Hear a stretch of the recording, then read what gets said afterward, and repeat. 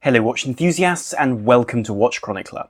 In today's episode of Watch Chronicler Unscripted, the podcast available on SoundCloud, Spotify, iTunes, and of course any other podcast player which you enjoy, and as a video here on YouTube, I'd like to talk about Oris. Now Oris is a brand which has enjoyed fantastic development over the last few years. Since the times in the 1990s, the 80s and the 90s you could say, when they produced a lot of quartz watches, they've moved to an entirely mechanical production from the early to mid-90s onwards, and in recent years have worked towards producing in-house movements to really increase their level in relation to equivalent brands like, for example, Longines and nowadays Tudor. But recently they've released news that they've produced their new Caliber 400, which is their first serious, you could say, in-house caliber which will be used widely across their range, or at least we expect to be used widely across their range. And whilst this may seem like a simple development, a simple technical development to push them up the market, I think there are a lot of very interesting points here to discuss, particularly with how they've implemented the movement, how they've designed it, and also what this means for the brand in coming months and years. And so I'm very keen to talk about this in today's episode of the podcast. Of course, if you enjoy these podcasts, remember to subscribe on YouTube or follow us on whichever podcast player you enjoy, and also follow us on Instagram to catch updates about new articles, podcasts and videos, and of course head over to watchchronicler.com to be able to catch all of this content and much more. So why would I like to talk about this subject today? Well, Oris and I have had a somewhat prickly relationship. I don't mean in terms of brands, I mean from my personal relationship with their watches. Not anything to do with Watch Chronicler or Oris as a company, I must stress. What I mean is that I've found some of their work to be very hit and miss. I used to own an Oris Aquis, and I stand by the fact that at its price it is the best dive watch you can buy. There's no argument. The quality of the bezel, the dial, the hands, it's a superb watch. And if you're looking to buy one and you're looking at that sort of price range, go for it. As long as you like the watch, go for it. There will be no concern, or there should be no concern rather, regarding the quality. It's a superb timepiece. Similarly, the Diver 65 is a whimsical and brilliant watch in terms of what it's done for the brand and what it's done for vintage-inspired dive watches in general. I would argue that it's a little bit costly for what it offers, but it's still a fantastic watch. My real concerns with Oris have been with, for example, their Atelier models, their dress watches, which I think are very well intentioned, but tend to have too much complication on the dial from a fairly basic movement, which adds a fair bit of thickness to the watches, whilst I feel that the design has often been neglected. Now sure, there are some lovely limited editions coming from Oris, and which have come from Oris in recent years, but I find their general watches, general standard production watches rather, to be somewhat dull in terms of design, and I found the quality of the cases, where finishing is concerned, and the hands and, for example, the date windows, just not to be up to the standards of, for instance, Longines, which I think has a much more stable range of dress watches, where Oris, I think, struggles in this segment. Now I know there are a lot of people who love these watches, and I'm glad there are people who love these watches, but I've always found them to be a little bit uninteresting from my perspective. Nevertheless, Oris has shown some very, very interesting characteristics in recent years, such as, for instance, their ability to play with design. They've really worked on watches where new trends are concerned. For instance, they released a full bronze bracelet for their chronograph Diver 65, which I think is a very interesting idea. Now, something I will say, and I've said previously, is that I don't know how that will work in coming years, given the fact that the very surface of bronze changes as it develops a patina. So I would be a bit concerned about the articulation within the bracelet, but also leaving green marks on the skin, which is no fun. But aside from that, I think they've been extremely clever. But the movement which they're introducing this year really shows a very bright future for Oris, but also a future which I think a lot of us might not have expected at this particular moment. A future where they're moving upmarket, or at least with a segment of the brand seriously upmarket to deal with the likes of Tudor. That's not to say that they haven't always had an upmarket section. Development of in-house movements began in 2005, and Oris's long history means that frankly this was no surprise in terms of being an important stage for the brand. However, being able to put that sort of engineering and time into producing this movement was impressive. And the original movements, the 110, 111, 112 and so on, were all based on the same general principle, and indeed the same concept, which was a very large spring barrel giving 10 days power reserve with manual winding and a number of features added to the dial. With the 110 you simply had the basic movement, and with the subsequent movements you ended up with the date, calendars, or indeed in the final 115 which was seen, and it still is seen, in the ProPilot Excalibur 115, you see a skeletonized movement, which is a stunning way to demonstrate the inner workings of the mechanism, but a fundamentally different direction to what Oris is presenting with their new movement. A key feature of these movements was the size. These were very, very large 30mm plus wide movements, meaning they had to be fitted to large timepieces, and were in some ways like IWC's top-level calibers, which are very large and give a long power reserve with manual winding. A highly notable feature of these movements was the non-linear power reserve indicator, which showed you those 10 days on the dial at 3 o'clock, generally on a very large subdial, with the power reserve days indicated on that subdial increasing in size as you neared 0 to emphasise the need to wind the watch. And of course these movements changed very much in their life, with adjustments, updates, but also manufacturers for the components changing quite considerably. This could be said to be a very valiant attempt to add an in-house movement to their range, but I don't get the sense that these were ever particularly big sellers, because they were just so much more expensive than Oris's most popular models. You could say that the most recent example of a slight miss in terms of ideas was that recent Oris Big Crown ProPilot Excalibur 115. This unique-looking piece, with either a leather strap or a titanium bracelet on the titanium case, was a unique shape and very different to other models from the Oris range, but priced at £5,950, it was never going to appeal to the same customer as was buying an Aquis. At that price, this watch was going to have to seriously fend off brands like Omega, a brand which I'm not convinced Oris has the public opinion to beat. I think that Omega has a certain cachet which Oris just doesn't have yet, but with time perhaps they will achieve. This was undeniably a brilliant watch. I handled one once, and it looked great. The movement worked fantastically, the design was very clean, very crisp, and the skeletonized look was great. The general design with this watch was intended to bring people's attention to the mechanical side of these watches, to try to justify the price, it seems. For that price, though, I don't think it came as much surprise that these watches didn't sell particularly well, or certainly not in any way which would normalise this in-house movement for Oris as a brand, and so it seems like Oris were going to need to go in a different direction, which I'm sure they were planning before launching this watch, given the amount of time needed to develop a movement, but it seems like that ProPilot was confirmation that those large, manually wound movements weren't going to be the best option for their more popular models if they were going in-house. So what needs to be said about this new Oris Caliber 400, which hasn't already been said? Well, I'm going to run through the specs and details, but I think it's more important to talk about how this slots into the Oris range and what it means for the watches which are going to feature it. So this movement is designed to be a replacement in some form for the Sellita movements, mostly the Sellita SW200, which is an ETA 2824 with an extra jewel and a few adjustments, currently used in most of Oris's range.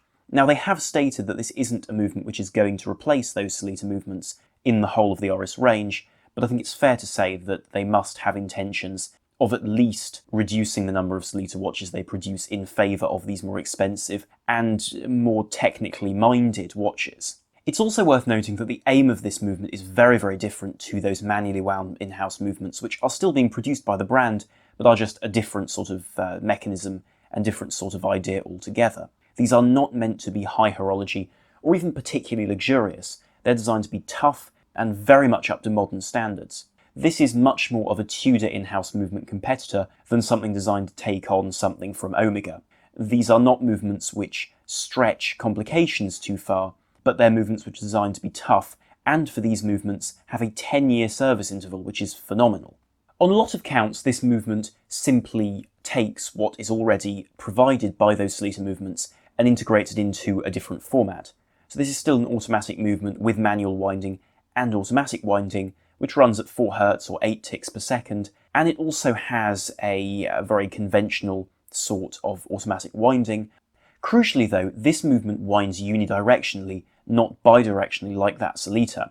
Now, something to bear in mind with this is that unless you're using Seiko's magic lever system, which is very efficient but also doesn't work with long power reserves, this tends to be a point of weakness for these watches. The reversers operating within the automatic winding system can be damaged quite considerably if you manually wind the watch from time to time and something goes wrong within these parts. They are fragile, and whilst this doesn't mean that you shouldn't manually wind your automatic watch, you certainly should be able to. This is a known weakness in those Sellita and ETA designs. There is also a case to be made for efficiency here. which is that with a bidirectional system, you do get winding in both directions, as the name would suggest, of that rotor. The problem is, though, there are a few degrees in between directions where those reversers have to engage in order to still wind the watch. This means that if you're moving your watch a little bit while sitting at a desk, for example, you won't always be within the winding area of movement. You'll be within those 1.5 or 2 degrees, let's say, being lost whilst those gears engage. With unidirectional winding, at least it means that any movement which moves the rotor in the winding direction will wind the spring, no matter how small the movement is. So there is an argument for it in this case. This also uses a very unusual system to attach the rotor to the movement. See, most movements use a set of caged ball bearings, which give a very smooth operation to the rotor and avoid wear. It's a very clever piece of engineering and seen throughout the world of mechanical functions. But in this case, they've decided to do away with that system as a weak and generally damage-prone area. Now, I've had a few watches where those bearings have been weak and the rotor has kept on hitting the top of the movement or the case back. This isn't a particularly common thing, but it does happen. And so here they've simply done away with those bearings and used a rather unusual and seemingly even agricultural sliding friction clip, which they say will give better reliability, even though it's a more basic system. To most buyers, though, these changes will be fairly irrelevant. The key change will be the 5-day power reserve. This will give a considerably extended length of operation when the watch is off the wrist by comparison to the 38 hours of the Sleater currently in most Oris watches, and means that you can just put the watch down and not worry about it for a few days without having to set it, which I think is a very pleasant change, and this is provided courtesy of 2 spring barrels and new tooth geometry, which gives you a greater amount of the torque within those springs than you would normally get. A further change is the fact that these watches are anti-magnetic to 2250 Gauss. They may be more anti-magnetic than that, but they're tested to that level, and this is courtesy of roughly 30 additional parts to provide this, including a silicon escape wheel and silicon lever as per patent expiration, which expired a couple of years ago for these components to be used widely across the industry. Something which is worth bearing in mind is that this movement remains larger than, let's say, an ETA 2824, which is 25.6 mils wide by about 4.6 thick. This new caliber 400 is 28 mils wide by 4.75 millimeters thick. Now, those aren't huge specs, this isn't an enormous movement, but I wouldn't be surprised if this was difficult to shoehorn into smaller watches. And the fact that the new watch which is housing this as the introductory watch is a 43.5mm watch, I don't think is a coincidence. This is, I must say, considerably larger a movement, especially in terms of thickness, than things coming out of other brands like Oris. Now, I realise that this podcast has been and continues in some forms to be sponsored by Oris, so I won't give you a sales pitch, so to speak. But if you look at the specs of what they're doing, and I've seen them make these movements, by comparison to the caliber 400, it is a much smaller piece, and it isn't lacking in any way in engineering. So I think this is something to consider, although the power reserve of 5 days is worth considering when you think about the fact that it's larger. That's something which does have to remain in mind, because this is a movement which is appealing to that long power reserve audience, which isn't catered to by some other options on the market, like, for example, Tudor's in-house movements, which stop at 70 hours. Of course, the question then becomes, do you need a longer power reserve? And that's a personal question. Indeed, none of us need these luxury watches, but whichever one will fit your lifestyle more is the one to choose. And so the watch they've launched this in is a very conventional looking Oris Aquis date. This is simply called the Oris Aquis date caliber 400, and it is in essence a 43.5mm Aquis with a 300m water resistance. It is only 13mm thick, which I think is impressive, and the general design remains unchanged, except it's only available in blue, with the blue ceramic bezel and the sunburst blue dial. And it's a lovely looking thing. Much more simple than many of the limited edition Oris Aquises launched of late, which have been launched for conservation efforts, and which tend to have calendars on the dial or other features. This is a very, very clean, very simple design, and really the only indication of the different movement is in the text on the dial, which tells you of the 5-day power reserve. So what's it really going up against? Well, in terms of watches in this price range, there is a lot to choose from where very well made, well priced dive watches tend to sit, rather modern dive watches too, although I think that a buyer of this watch could be the same as the buyer of a Black Bay, for instance, from Tudor. Christopher would produce magnificent watches, but they are more affordable. Likewise, you could say that some used Omega Seamasters slot into this sort of market, but actually the only watch which I really see as a direct competitor with the in-house movement is indeed the Tudor Black Bay. This watch in the Oris camp is £2,600 to £2,700 with either a rubber strap or a steel bracelet, defining the difference in price. I would recommend going with the bracelet just because it's going to be the longer lasting option, but if you prefer the strap, they're brilliantly made. By comparison, a Tudor Black Bay 58, which I appreciate is a smaller size, starts at $2,520 and tops out at $2,760, so really sandwiching that. And then if you go up through the Black Bay, which then starts at $2,600 going up to $2,840, and the Black Bay Date, which starts a little bit higher than that and ends just under £3,000. And in this market, I think that at first the Oris may have trouble selling by comparison to the Tudor, not least because the Tudor covers its movement. The movements used by Tudor in their in-house watches aren't pretty. They very much follow the Rolex aim of having reliability and placing that before appearance. Oris, on the other hand, have chosen to go with an exhibition caseback for this new Oris Aquis, and I don't know how that'll impact purchases. Certainly people enjoy to see the movement, but it isn't desperately good looking, and indeed, as some people have pointed out, it does look a bit like a rodent's face if you look at the press pictures. That's just my opinion, but I do agree with some other people on that point. As far as competition goes, though, I don't actually think that Oris should be worrying about Tudor at all. Tudor, I think, has the cachet which Rolex has, and therefore is always going to have a different sort of clientele to this Oris. Certainly it could be the same buyer, but I think the general groups will be a bit different. On the other hand, I think that Longines should be the obvious competitor.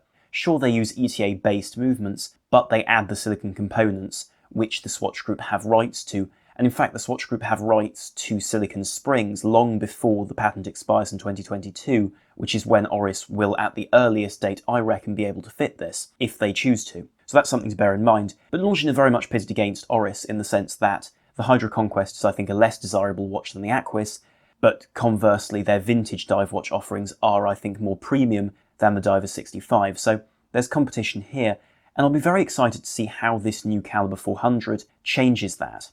Certainly there are concerns at this point, notably teething problems, which are inevitably going to come up with a new movement like this, especially given that it's not being launched in a small, less popular collection. It's being launched in the very popular Aquis collection.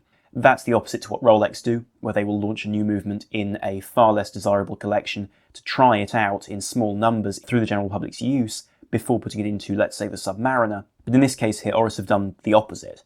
The other point is the sheer cost of the thing. Because it is more expensive, it has to be said, than something from the Solita-based collection of the brand, and so I don't know whether it matters to a dive watch enthusiast sufficiently to spend that additional £1,000, potentially more than £1,000 on that watch. Still, I'd be very curious to hear your thoughts on this subject in the comments section below. Of course, if you enjoyed this podcast, then please do follow us on whichever podcast player you enjoy, or indeed simply follow us on YouTube, where you can watch all our videos and our podcasts too. So thank you very much for listening and watching. This is Armon from WatchChronicler.com, out.